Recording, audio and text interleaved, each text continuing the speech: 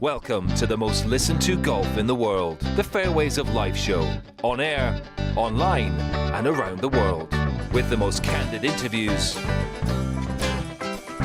unforgettable stories, taking you beyond the ropes. Here's your host, New York Times best-selling author, Matt Adams. What's going on, folks? Welcome into the Fairways of Life show on this Wednesday, getting you ready as we're sitting on the eve of the start of the Genesis Invitational. I got tons of information from our crack research team. This is the 98th edition of the Genesis Invitational. Debuted in 1926 as the Los Angeles Open. It's been played every year except for 1943. It was canceled then because of the Second World War. Harry Cooper won the inaugural edition. That was played at the Los Angeles Country Club. He won by 3 strokes. He earned $3,500 of the $10,000 total purse, one of the largest at that time. What is that? 35% of the purse? Can you imagine giving out 35% of the $20 million purse this year? This is the third of 8 signature events in the 24 PGA Tour schedule. They are, as you guys know, limited field tournaments featuring top players, increased money, and FedEx Cup points to the winner. These last year were called designated events. These signature events this year are player-hosted invitationals, which include this Tiger Woods hosted Genesis Invitational, the Arnold Palmer Invitational presented by MasterCard, the Jack Nicklaus Memorial Tournament presented by Workday, as well as the following: the Century, the AT&T Pebble Beach Pro-Am, the RBC Heritage, the Wells Fargo Championship, the Travelers Championship. The last 5 listed will be the no-cut tournaments. As a signature event, there are several changes, of course, not to mention the least of which is that $20 million purse. Also, 700 FedEx Cup points. That is up from 550 points awarded to last year's winners of what was then, again, called the elevated events. And that's up from 500 points that are normally awarded at the 2024 full field tournaments. This year's winner will earn $4 million. That's a 20% of the total purse. You just heard me asking about that percentage. You have it. The PGA Tour winner normally gets around 18%.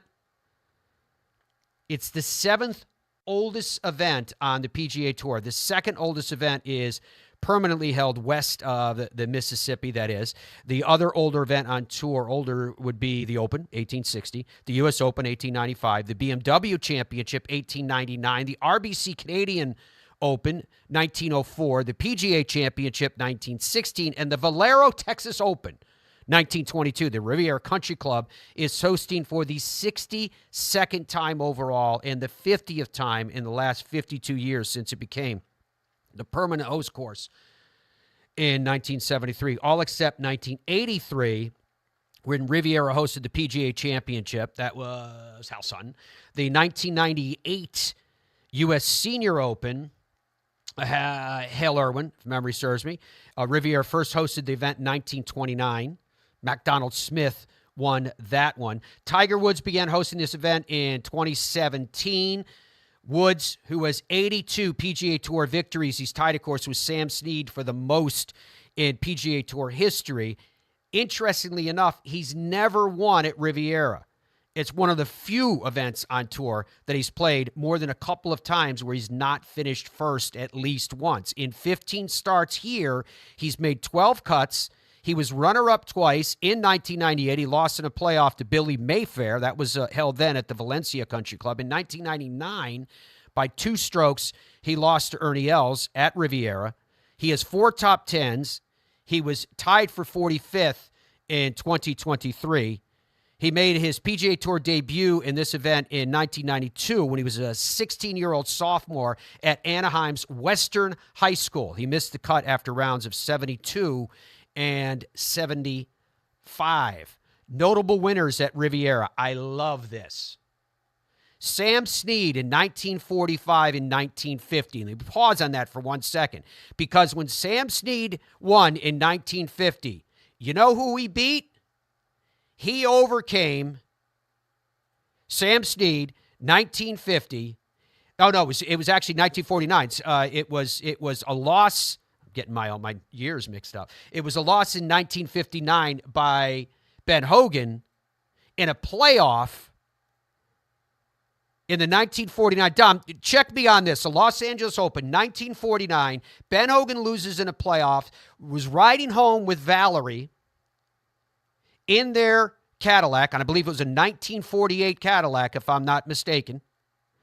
And on that foggy Texas highway, they were on a cement line embankment.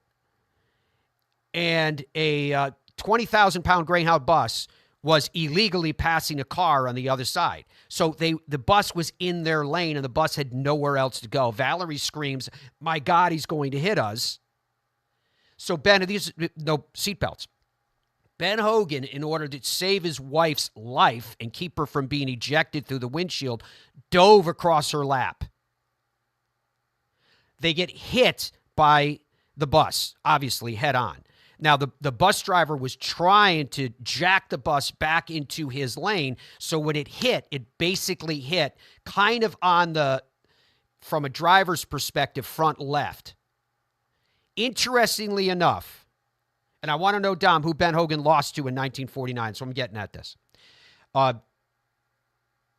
When the accident took place, Ben Hogan, who dove, as I mentioned, across his wife's lap, the steering wheel impaled through the driver's seat because the engine was pushed where Mr. Hogan's legs now were. So had he not done the selfless act to save his wife's life, he surely would have been dead.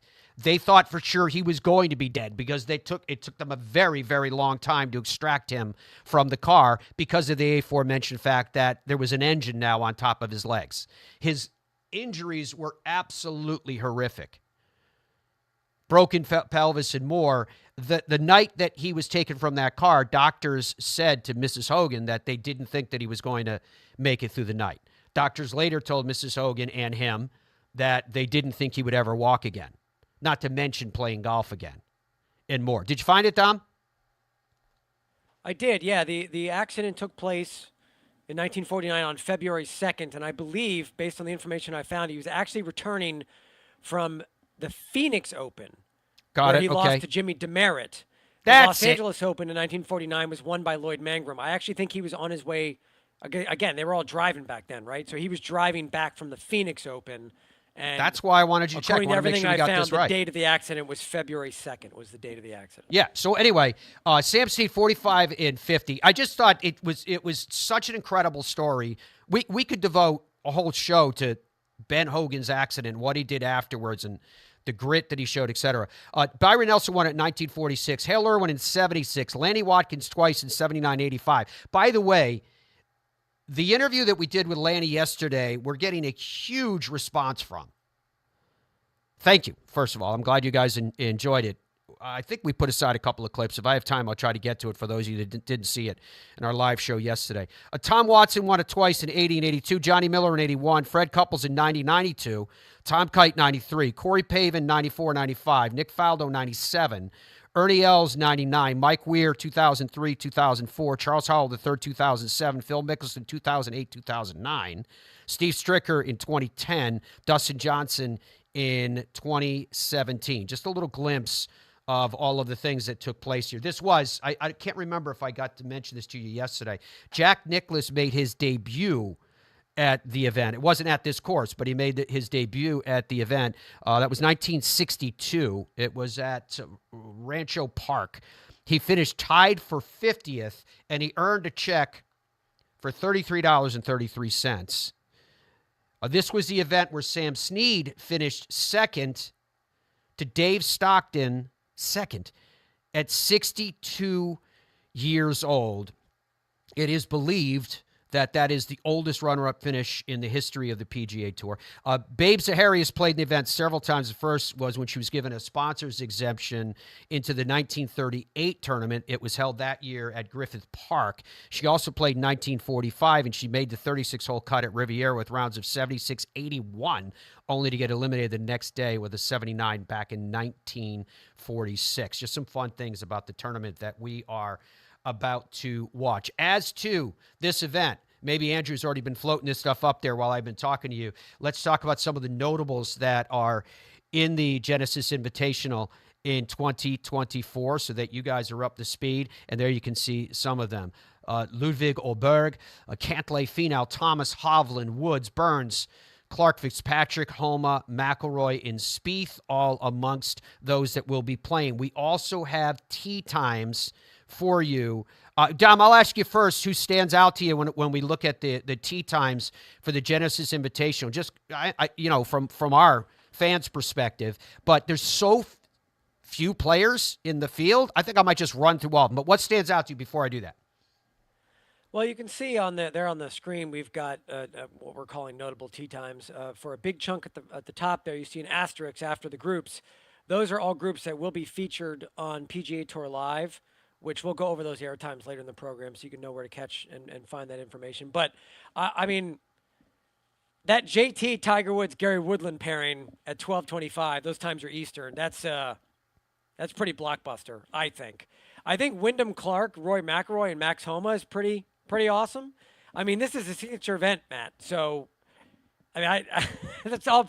This is just a collection of some of the tee times.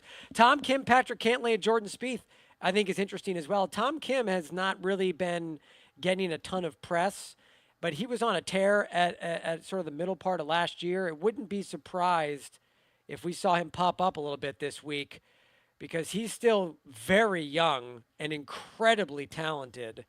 So there's a lot. We could see a breakout win here this week by someone that we're not thinking about, Matt.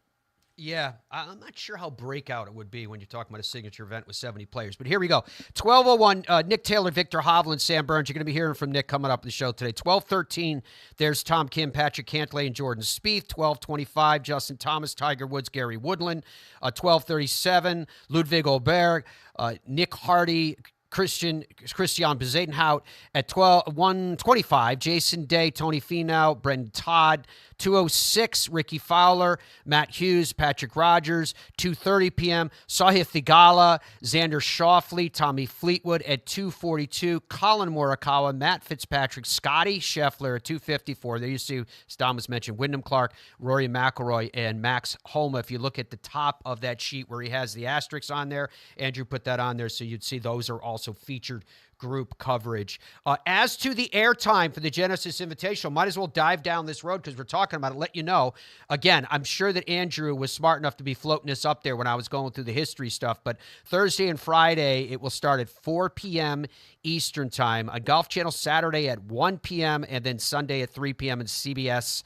Sunday is 1 p.m. on Golf Channel and 3 p.m. once again on CBS. The ESPN Plus coverage, Thursday and Friday, the coverage starts at 10:30 a.m. All these times, again, are Eastern. Saturday at 10 a.m., Sunday at 9:30 a.m. That is PGA Tour Live. PGA Tour Radio, you can hear in the PGA Tour app. You can hear it on PGAtour.com, or if you subscribe to the National Satellite Service, Thursday and Friday from 2 p.m., Saturday at 2 p.m., Sunday at 1 p.m. are the air times of the same. The PGA Tour champions are in action this week in Florida. That coverage Friday from noontime on Golf Channel, Saturday and Sunday from 3 p.m. is the time for that. It's time for us to take a break. PGA Tour Superstore is the presenting sponsor of the Fairways of Life show. They are number one, and they are number one for a reason. They're big, beautiful stores spread out from coast to coast.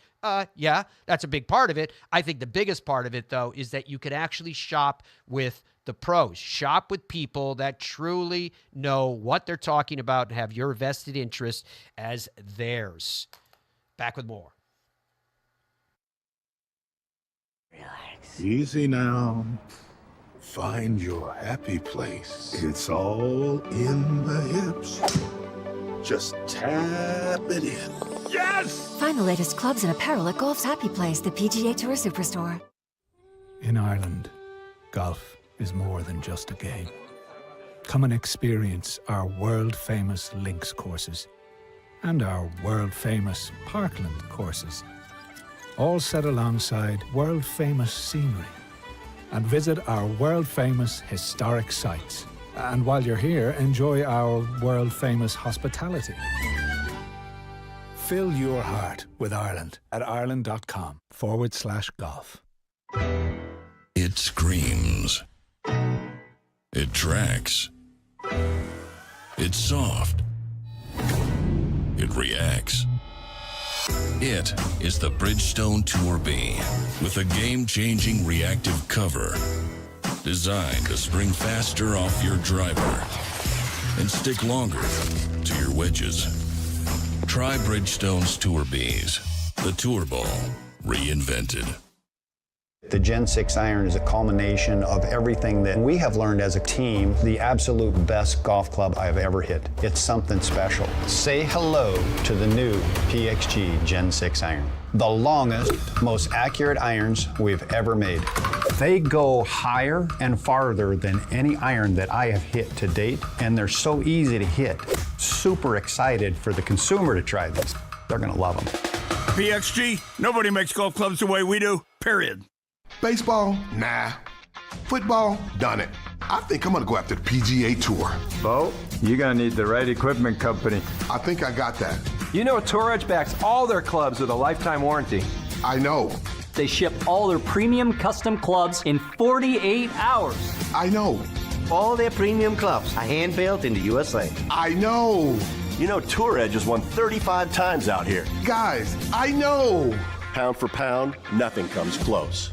Boyne Golf provides the ultimate world-class golf destination with 10 championship-caliber courses spanning 3 resorts. Centered in Michigan's northern Lower Peninsula, the courses are the products of some of the game's masters, including Robert Trent Jones Sr., Arthur Hills, and Donald Ross. From the all-inclusive vacation packages, elite instruction with the Boyne Golf Academy, tournaments, and so much more, Boyne Golf truly offers an unrivaled Michigan golf vacation experience. Just log on to BoyneGolf.com.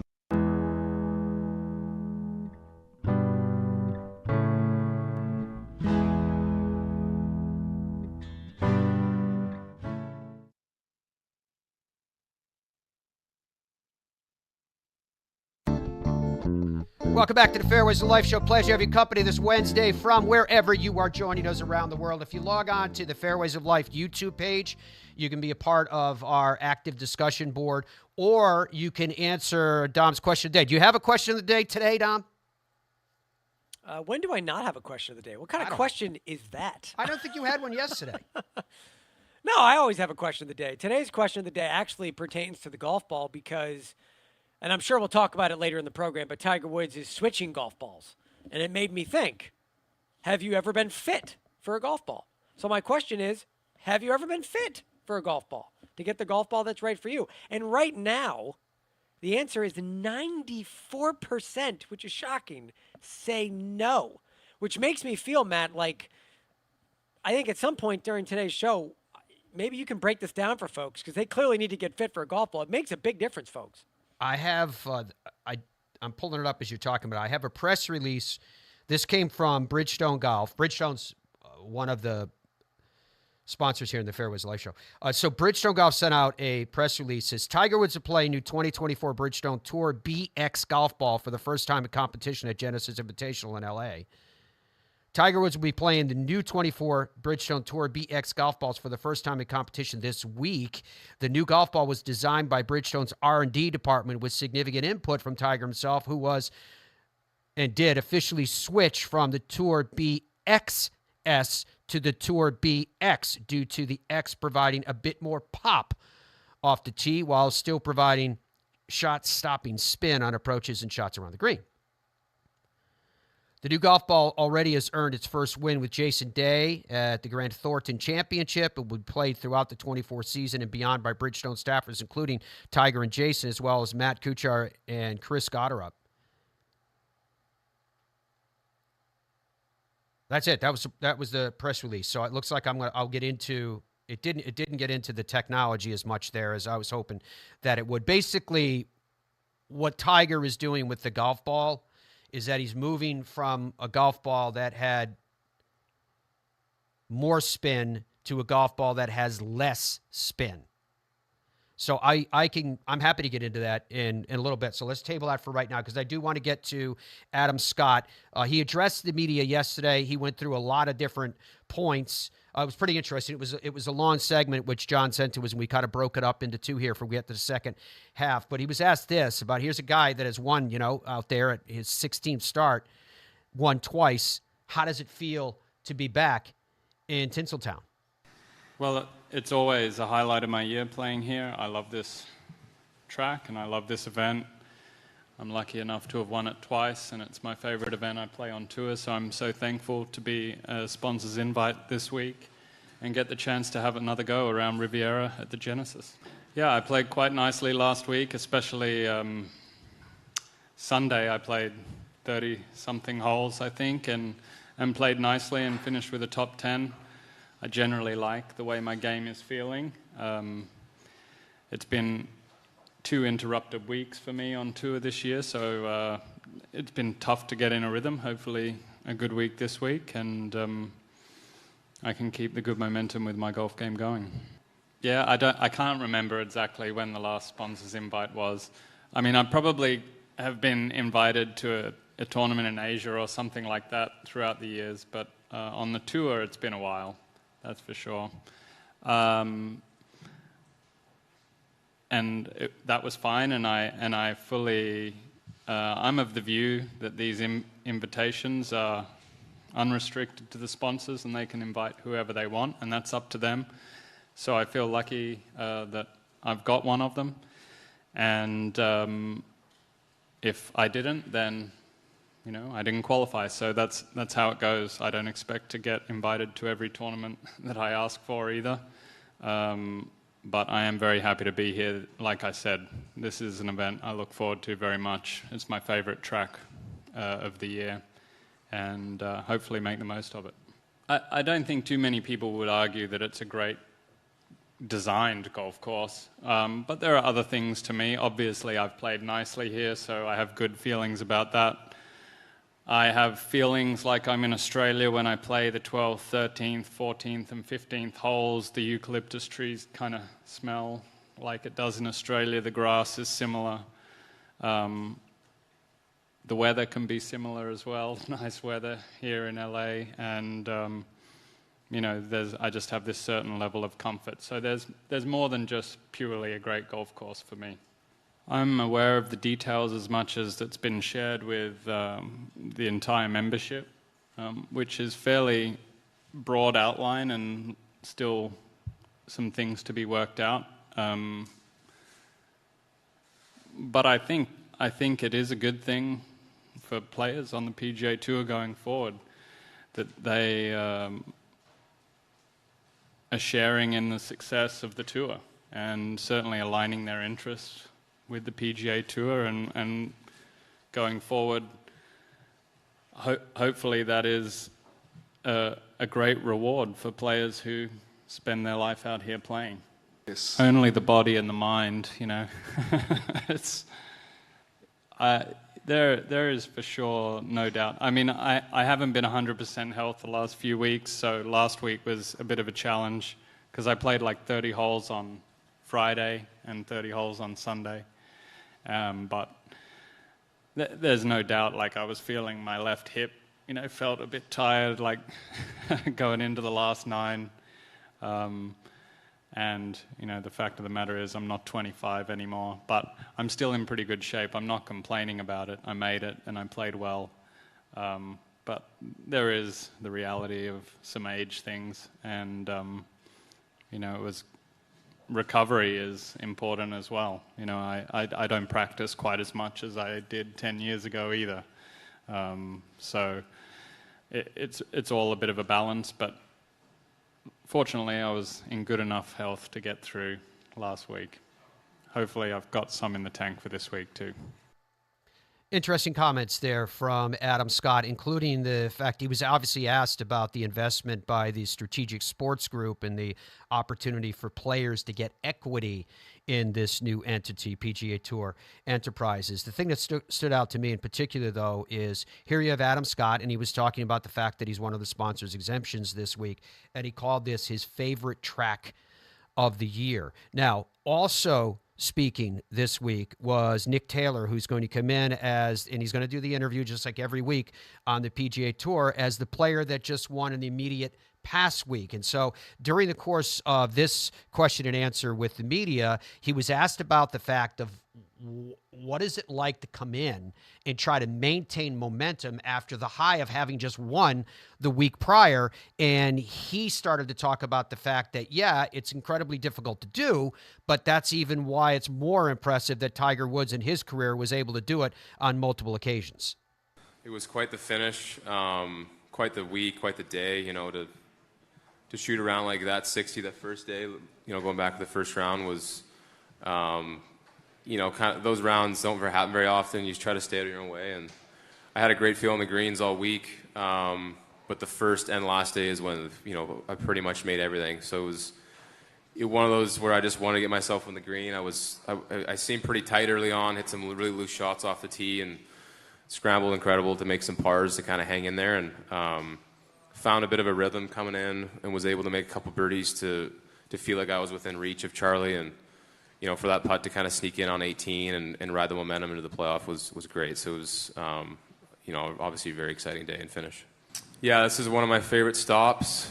For me, the next, day and a half, 2 days till we start, just kind of keep my energy up, conserve. I'm not going to do a whole lot today, but Pahrump tomorrow will be nice to see the golf course the day before, and then from there just kind of ride the momentum. This is one of my favorite golf courses. I like a lot of the sights off the tees, and it being a difficult course, I love that too. So I'm looking forward to it. Yeah, I think I enjoy being in those moments. I think, for me, for whatever reason, for a long time, bad thoughts seem to go out of my brain versus, if it's, I just zone in on what I want to do and don't overthink things. So I think is what helped. Why the balls decided to go in the hole at the right time. It seems to be in the last year or so. Who knows? I think it's obviously a lot of hard work put into it, but I think getting the right mindset has been something when I get in those moments has come to me relatively naturally, and I've always enjoyed being in those moments. Yeah, I think it is. I think that's why, things that Tiger's done for so long of winning back-to-back tournaments or other people that have performed very well the next week is super impressive. I think I can draw maybe after the Kane Open last year and try to maybe tweak things a little bit. Pretty overwhelmed, I think, last year after the Kane Open, all the attention, the amount of media stuff that I had to do. So, just try to look back on that experience and try to tweak a little bit and just be a little more prepared and be in the right mindset teeing off Thursday. So yeah, the biggest thing is to try to get my energy back up for Thursday. I think that's the biggest thing, and obviously my game's in a good spot, so I don't need to overthink that part. From the videos that I've seen, those incidents are unfortunate, I think, but I don't think it's a standalone. It's been like that for a bit, but I think the cat's probably out of the bag. I don't know how much they can change. I think it's a week where the classic line is that I can do this for 1 week, but multiple weeks probably not. So, it's a shame when only a very small percentage of fans are like that, and it gets exposed a bit, but the majority of fans are great. They're just trying to watch some good golf and cheer. So, yeah, that needs to be cut out. I don't know how they're going to be able to do that, but I think this year, again, with the weather, everyone kind of getting in the same area, waiting around, it was probably a perfect storm to cause some of that a little more, but I'm not sure how they reel it back, to be honest. I've never met Tiger Ashley. There's been a few times where I was very close to being paired with him. Actually, last year here, we both, I think, made the cut in the number and looked like we were potentially going to play with each other. And then I got a few texts that I was going to play with Tiger, and whatever happened late, a few guys bogeyed, and whatever the scenario was, ended up not being. But I haven't, so I hope to one day. I hope he keeps playing as much as he can, so that scenario works out. But hopefully. Do you think you'll make that a priority to meet him this week? I'll try to. Again, pretty cool comments from Nick Taylor, particularly talking about not having actually met Tiger Woods, played with Tiger Woods as yet. So, I'm thinking about this whole thing with the golf balls that you brought up, Dom. First of all, what's the reaction so far with the question of the day, which you asked, which was, have you ever been fit for your golf balls? You guys can log on and answer to in the Fairways of Love YouTube page. What are they telling you? It's still a pretty heavy no. It's at 87% right now. So no one's really getting fit for golf balls, and I think you absolutely should be getting fit for golf balls. There are some questions coming in, and maybe you can answer them on the other side of the break, but I think there's, I don't want to say, I'm not sure if misinformation is the right way to say it, but like MBT3 writes, golf balls really don't matter unless you're precise around the greens. I'm not so sure that's true, Matt. I think you could probably explain why. And Derek writes, I don't use the golf balls that the tour players use. Unless you have a swing speed over 110, there's no point. I'm not 100% sure that that's also accurate. So I think an explanation about how a golf ball works, the physics of it from you, because I know you understand it, and maybe Andrew can grab some graphics. We'll find something, and we can spend a little bit of time explaining why you should get fit and how much of a difference it can make. Because correct me if I'm wrong, Matt, but it can make, just like getting fit for golf clubs, it can make a big difference if you've been using the wrong golf ball for 10 years. I'll go into that. I'll make a note to explain a little bit about the realities behind all of that. Today is Valentine's Day, right? Here's my question with Valentine's Day before we go to break. Dom's like, you need to go to break. Here's my question with Valentine's Day. How is it that Valentine's Day kind of feels like a holiday that's like the guy's responsibility to do something nice? Am I reading that correctly? Have you done it out there, gents? Are you prepared for something nice? Dominic, are you going to do something nice? Oh yeah, I'm a big cook thing. When Andrew puts up my little graphic, it says big on food. Oh, it does. I think that's what it says. Yeah, big food fan. See? I love cooking. I'm a big cook. So I'm going to make a fancy meal tonight. I've got some garlic, Parmesan, basil, Yukon Gold mashed potatoes on the menu. I'm going to go and I get some bone-in pork chops, put a nice rub together, grill them off. It's going to be really nice. I'll tell you what is a problem if I'm going to comment momentarily on the Valentine's Day issue. For those of us that have young kids, Valentine's Day issue. You have to put together packages for their classes. And if you have more than one kid, you got to put together multiple packages where you've got individualized little like Valentine collections, little like goodie bags. Don't they just give out the little chalk hearts anymore? It's a project for the parents. Do you understand? That's what it is. Why do you have to do so many? It's a project for the parents. Because you got to give one to everyone in the class. You got to be nice. So everyone's got to get a Valentine, whatever it is. And it's not like it used to be where I remember when I was in class, it was very brutal. It was brutal. We used to build like a little, you used paper and glue and tape, and you'd build a pouch and you'd put it on your desk. And you would only get Valentines from the people that wanted to give you Valentines. So there'd be people that would get nothing. Or like me, I'd get like 2. It was brutal. It was cutthroat, elementary school in the 80s. Thank you. Now Dominic, everyone for gets sharing everything, and you get packages of candy. Yeah. We're sorry that you had to go Different through that. times, Matt. Different times, indeed. The Fairways of Life show comes back, and when we come back, we'll talk about the history of golf balls and what it all means. Stay with us. Easy now.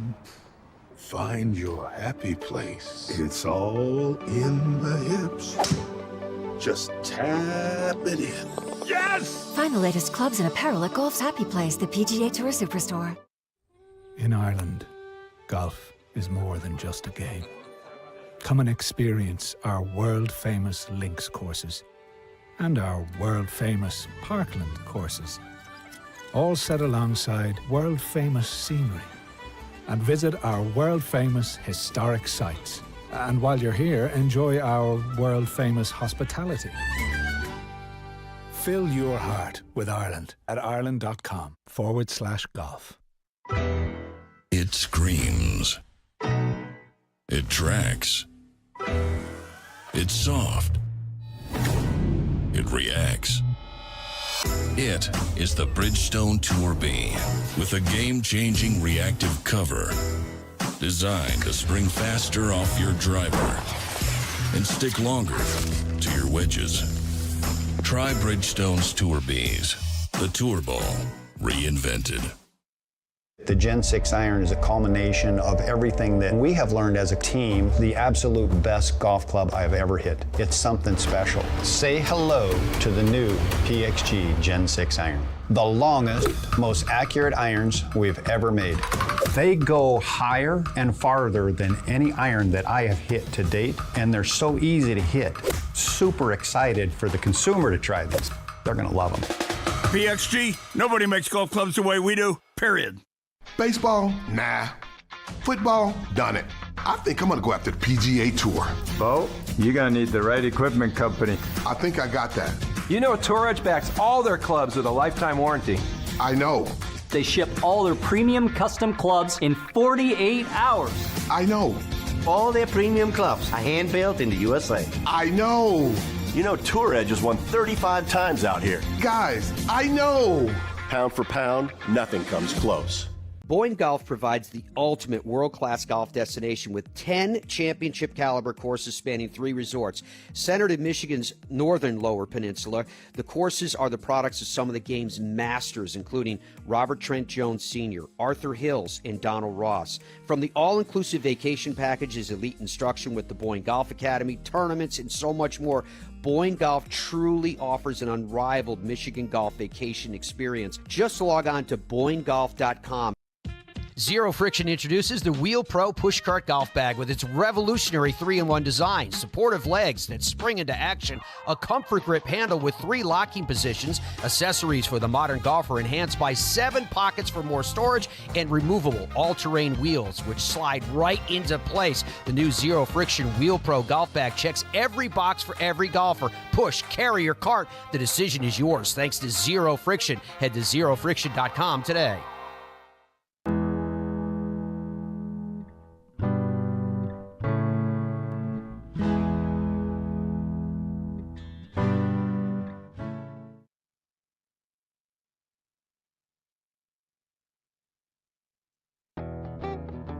Welcome back to the Fairways of Life show. Matt here with you. Dom and Andrew are behind the glass. So, how did we go down this road with the golf balls, Dom? Was it because Tiger switching the golf ball, or somebody wanted to know something particular? Where do you want me to start? Like start? Well, what happened was I was thinking about Tiger Woods switching to golf ball because the press release is coming through on all my stuff, and I was reading it, and I was like, I feel like not a lot of people know that you should get fit for a golf ball because it makes a difference, a bigger difference than you think. So I made that the question of the day, and I was correct. Right now, the answers are coming back. It's now at 83%. They don't get fit. And Andrew, go ahead and roll that video. Andrew found some video there. You can see, Matt, when you go into a PGA Tour Superstore, how many unbelievable options. I mean, there are so many options. It's overwhelming. And so I think it's a good opportunity for you to just address that and tell people a little bit about the technology that goes into a golf ball, because there's a lot of technology these days that goes into a golf ball, and the differences among them and why you should get fit, because the golf balls that are available now, there's so many different models. There are ones that are better for you than others. Your grandfather should not be playing the same golf ball as your 15-year-old. Yeah, I mean, from the standpoint of getting fit, you can go through some of the fitting programs, or you just should at the very least have an understanding of why you're playing a particular ball. Andrew, do you have that photo, the old photo we had of the old feathery golf ball, the gutty golf ball that had, there it is. I just want to start with how it all started with golf balls. What they used to do with golf balls is they would take leather and they would sew it together, and then they would take these boiled feathers and they would stuff it inside of this pouch and sew it up. And as it dried, the leather and the feathers and all the rest, they said it would take a top hat, one of the big like stovepipe top hats of feathers, into this little pouch. And then they would harden, and they would, of course, obviously sew it all up, and it would harden into the golf ball that they used back in the day of Allen Robertson and Old Tom, etc. Although Old Tom got himself a little trouble with Allen, because when the Gutty came out, this was all around St. Andrews in Scotland, just before I finished with the feathery, what used to happen with that is, remember, it's leather. So, and it rains in Scotland. So it was okay because it got so hard, but after a while, it would get beat up.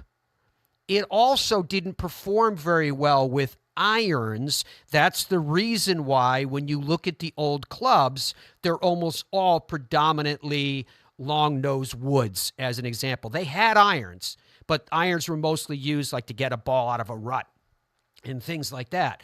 So there was a doctor in St. Andrews, and he got something was shipped to him, and it was packed in the gutta percha, which is the sap from the tree. And for some reason, I don't know why, his sons boiled it, and they molded it, and they created the first golf ball that was not from feathers. They took the golf ball out. It performed, obviously, like rubber, and so it was a great performer. Aforementioned Alan and Tom battle. Alan was against it. Tom was working for him as an apprentice. He wasn't really that against it. He started using it. Alan found out about it. They supposedly never lost in match play when they were together. They kind of had a falling out. Eventually, they came back together because Alan realized that it was a pretty good golf ball to use. And the reason why that picture, Andrew, go back to that picture again one more time. I want to show everyone what I'm talking about here. This goes to the modern golf ball, which I'm going to get into in a second. There's a reason why a golf ball has dimples. Dimples act like wings on a plane. And so the middle picture that you're looking at there, they're calling it a hand hammered. That means that someone physically, and old Tom used to do this too. They would take, it looked like a flathead screwdriver, and that was just one of them. They had various different ones that they could use. And they would pound in this pattern so that the ball had better flight. Right? And you could, here it is, we're taking a look at it with a modern golf ball right now. So because the golf ball started to have better flight, it was then the introduction of irons into the game, and young Tom Morris was one of those who really championed this change, this fundamental change in the equipment in the golf industry that was because of the change in the golf ball. So just to give you an idea of how it started, its early origins, and I'll tell you, young Tom Morris still doesn't get the credit that he deserves in the game of golf because he fundamentally changed the way the game was played. He was that far ahead of his time. His ending was tragic, unfortunately. It's really interesting because old Tom Morris outlived every one of his sons. Really, really very interesting story. If you go to St. Andrews, you can see old Tom's shop is still there. You can see where ultimately he had his demise. Old Tom he got up to go to Lulu, and he took the wrong door. He was 86 years old. And he went down the door that was actually a staircase, and that was the end of old Tom.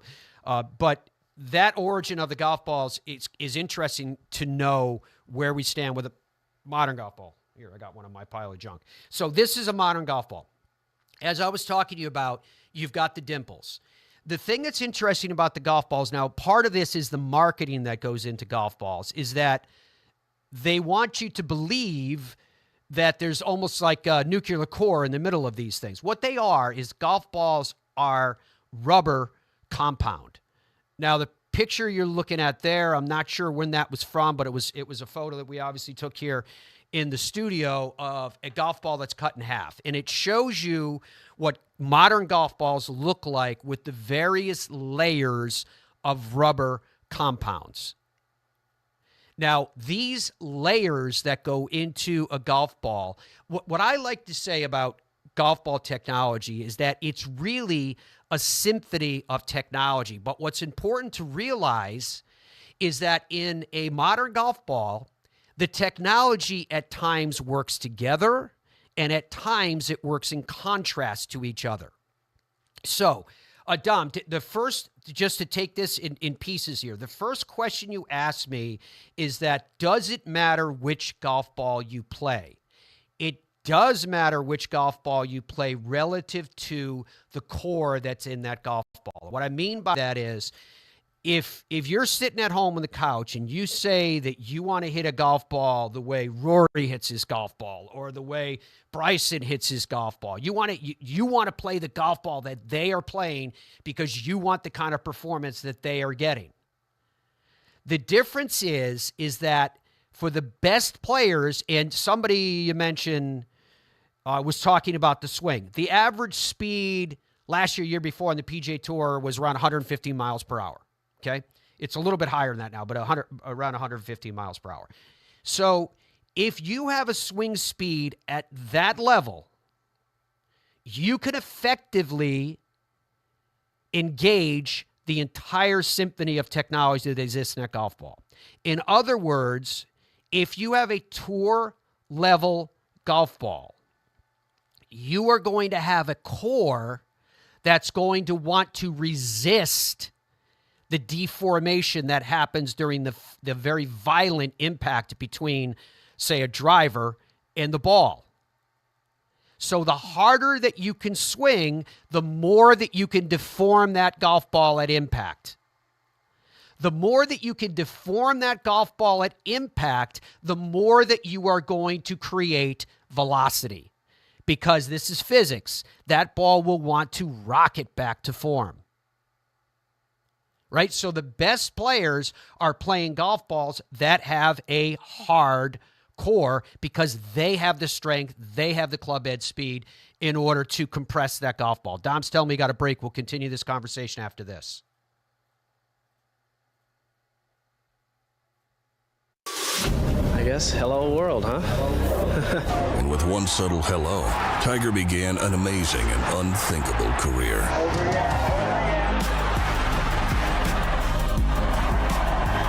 I've done it for 20 years now with Bridgestone. It allows me to play an aggressive style around the greens, and it's allowed me to win a lot of tournaments.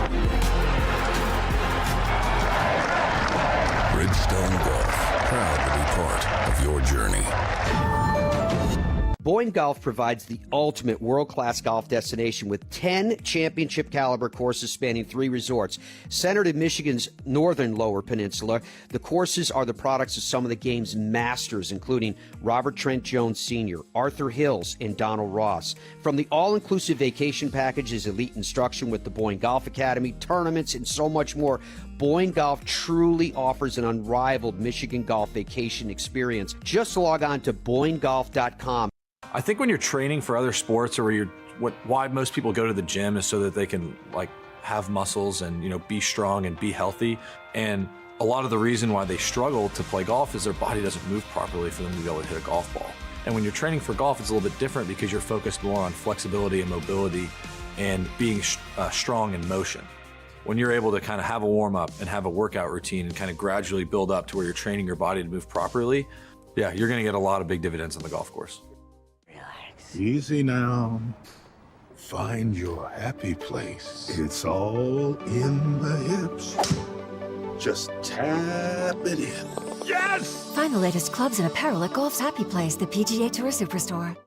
What if we started a company and the company was under no time constraints, no financial constraints? The one constraint is their clubs had to be exceptional performers and much better than any other alternative. I was told time and again it'll never work. It worked like a house of fire. And I'll tell you what, I think our customers love it. BXG, nobody makes golf clubs the way we do, period. Stride by Zero Friction, the first of its kind personal caddy. Walk in comfort and style with Stride's remote and follow me technology. The Stride handles almost any terrain, and its 54-hole range will last all day. The lightweight design and removable front wheels makes it simple to handle. Plus, it easily fits golf carts. Order yours and save. Visit zerofriction.com/stride or scan the QR code to order yours today. Stride, your personal caddy.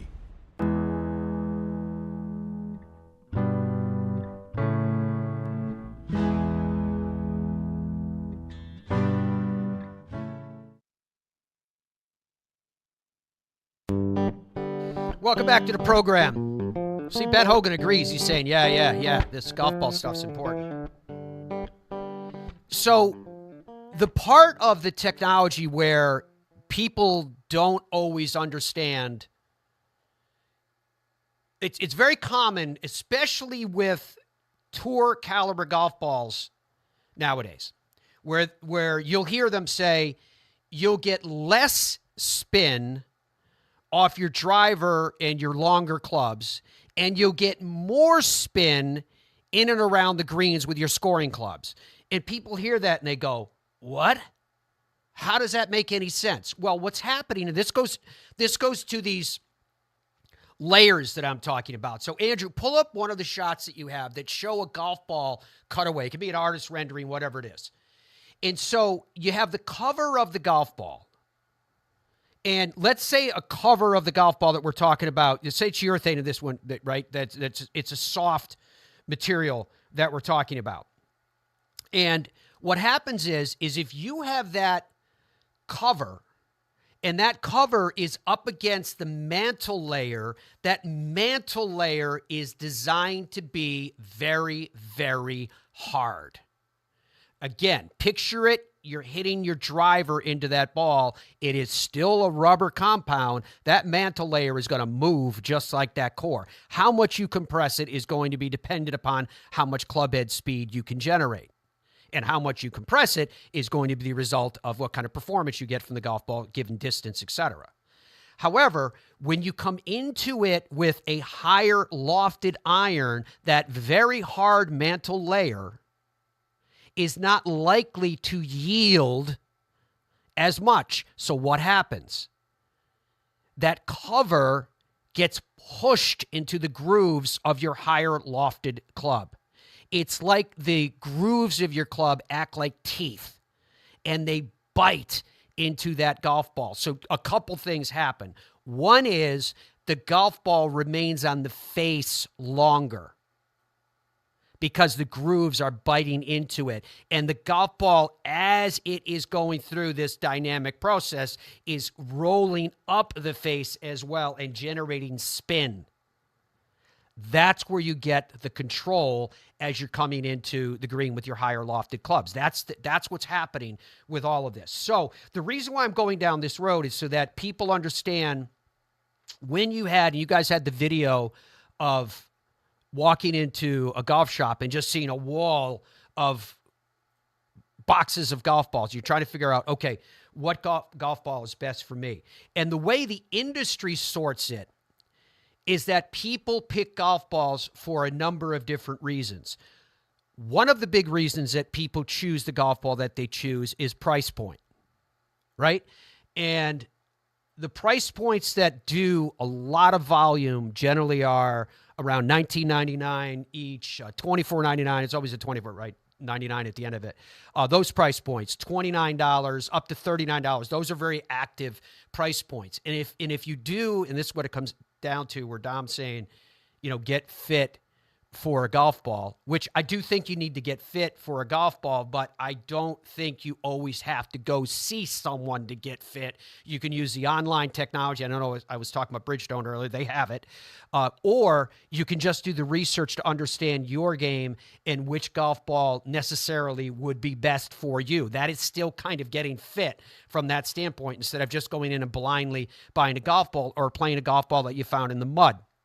So price point is one of the things that people choose by. And once you find a price point that suits your budget, then you can start to look into features that may work for your particular golf swing. So as an example, if you are the average amateur golfer, which means that you have a swing speed that is generally under 100 miles per hour, you're just a regular person playing the game of golf, it helps if you go with a softer compression golf ball. And the reason I'm saying that is, remember the conversation I had about the best players in the world and how hard they hit the golf ball? They can compress that golf ball that has a super hard core. The slower your swing speed, the harder it is to do that, so you'll get less dynamic performance out of that technology. So if you go with a softer compression, you stand a better chance of compressing that golf ball so that you create the velocity that equates to distance.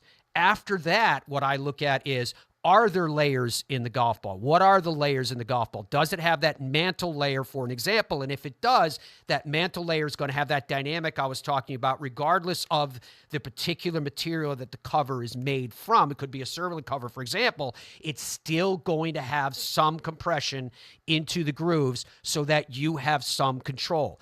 As you move up the line, and when I say up the line, now let's define it, say, by price point, you are going to get through more and more sophistication into these golf balls. That means that the layers, that symphony of technology that I'm talking about, will become more and more sophisticated. And that's why those price points are going up. That's the reason why the best players in the world play these golf balls. So what I'm saying to you is, you may be able to play a golf ball that the very best of the best play, but if you're going to, it's important to understand how and why it might work for your game or why it doesn't work for your game because of all of this different technology. Once you get to understand these basic elements, it's a lot easier to find a golf ball that works for you in your game instead of just looking at it and going, hey, if the best player in the world can hit it that far, then surely I'm going to hit it farther than I do right now if I play the same ball. Not necessarily.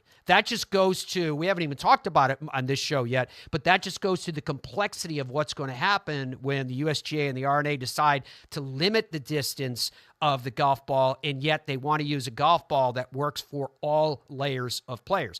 We're going to have to get into that at some point as we move forward. All right, we are on the verge of the Genesis. Hopefully that helped you guys. I hope that that made you understand golf ball technology just a little bit better. So tee time's coming up on Thursday at the signature event, Genesis Invitational. You can see them displayed right there in front of you. Maybe some of your favorite players are playing together or near each other. Cannot wait for the golf to start tomorrow. Once it gets going, we will step aside. We'll be back with you again on Monday if we're spared. Until then, folks, thank you for your company. And we will say goodbye to you for now. Go out and find yourself some new golf balls. See you guys.